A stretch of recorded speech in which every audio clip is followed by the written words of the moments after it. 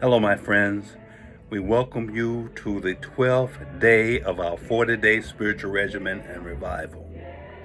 Our snack for today comes from James chapter 3, verse 18.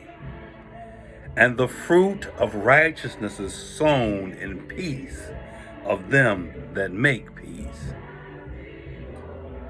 In James chapter 3, James gives us a panoramic view of what godly wisdom looks like and what fake wisdom looks like.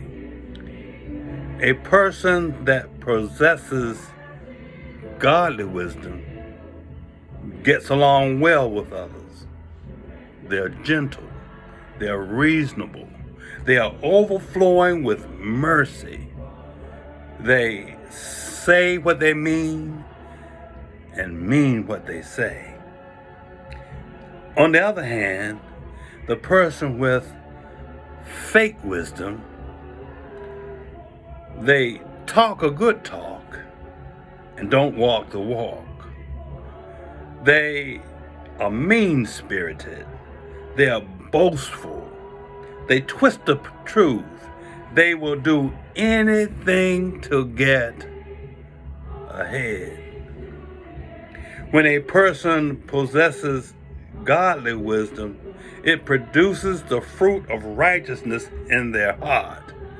And when everything around them is falling apart, you'll know that they have godly wisdom if they have peace that surpasses all understanding.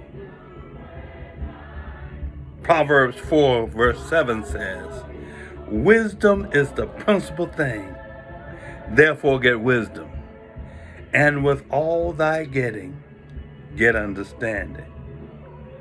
Then James closes it out with, but the wisdom that is from above is first pure, then peaceful, gentle, and easy to be entreated, full of mercy and good fruits, without partiality and without hypocrisy.